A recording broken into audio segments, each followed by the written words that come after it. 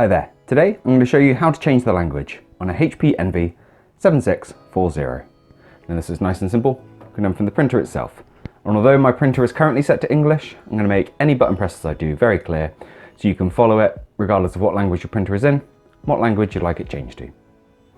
So, from the home screen of the printer, we're going to drag ourselves along until setup is exposed. Then we press to go into setup.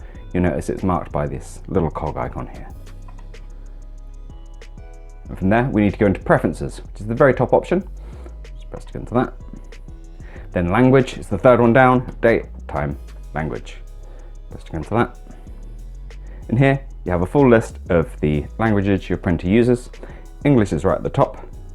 You just use the touch screen to drag it about till you find the language you need. Then simply click on it, and you're done.